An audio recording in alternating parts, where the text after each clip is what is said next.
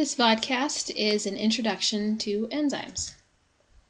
First, we're going to go over some important facts about enzymes that you're going to need to write in your notebook, just to get some basic understanding of what they are and how they work. First of all, enzymes are proteins. So we've talked about proteins a little bit. The fact that they are made out of chains of amino acids. They help the body to do lots of things, but you remember one of the functions that we talked about proteins having is they help with chemical reactions in the body, and this is where enzymes come in. What enzymes actually do is they speed up these chemical reactions in cells. Your cells have lots of different chemical reactions that they have to do in order to make stuff, in order to break things apart, and enzymes are what makes it happen quickly. In these reactions, the cells might be putting molecules together to build things or breaking molecules apart, and enzymes help with both of those types of reactions. And just for future reference, when we're talking about enzymes, you can usually recognize them because enzyme names usually end in ASE at the very end. Now we're going to get into how enzymes actually make reactions happen faster than they usually would. So whenever a reaction happens, you think about water boiling, for example, and turning into a gas. That's a chemical change that actually occurs.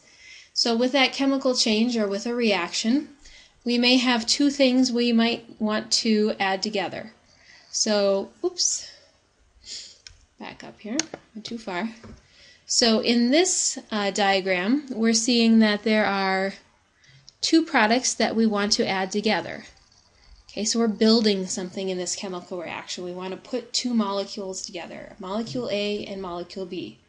And remember, molecules are always bouncing around in space, and eventually those molecules might run into each other and something might occur. So it needs a little bit of energy, right, because they're bouncing around. We follow this graph here, takes that much energy. Basically, you can think of it as like rolling a ball or a boulder up a hill, right? You got to get it up to the top of the hill, and then if you have enough energy in, you can let it go. Down the hill it goes, and we've got our new product. Okay, this product, A and B together, is a new product that only can happen when, again, we get this much energy. Kind of like this time of the year, it's like sledding. You know, like you got to put in some energy to climb up the hill before you can sled down the hill and get your desired result. So normal reactions will happen without an enzyme, but they need lots of energy to do that. What an enzyme does is it provides what's called some activation energy. And that activation energy gets lower with the enzyme. You can see right here the hill you have to climb to get A and B stuck together or to sled down is a lot smaller, but you still get to the same result. We still get the same product, A plus B. So again, the enzyme lowers the activation energy. So we're just going to write that down. I would suggest drawing this diagram, but also make sure you explain it. The enzyme lowers what's called the EA, or the activation energy.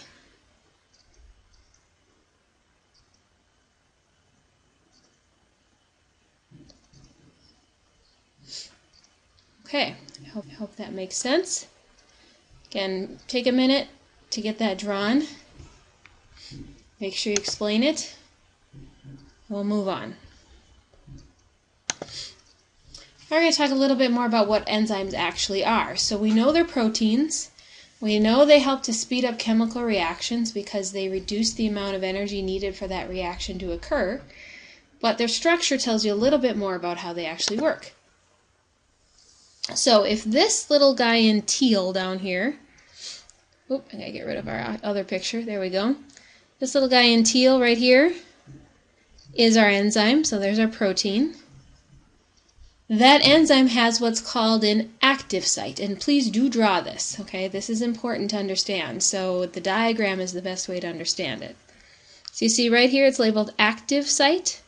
The active site is this spot that they kind of have these little teeth on. Okay, that's going to bind to something else. It's like a puzzle piece. You can think about it that way. Okay, the enzyme is designed to attach to something else, and we'll talk about what that is in a minute.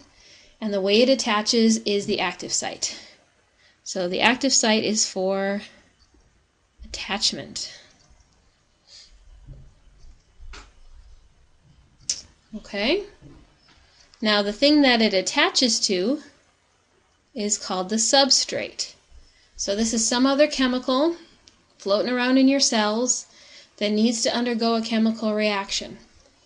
Okay, so this is the thing that needs to actually go through that activation energy hill and change into something else. Okay, again, that's called the substrate.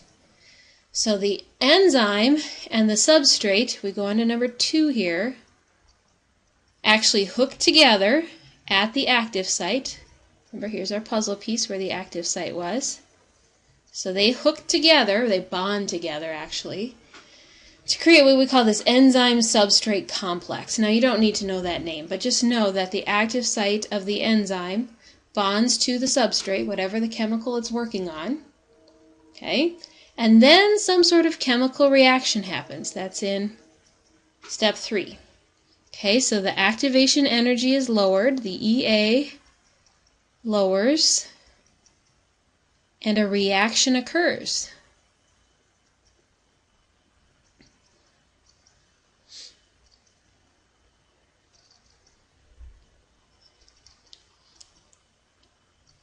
And in this case, the reaction, going to number 4, is breaking that substrate apart into 2 products.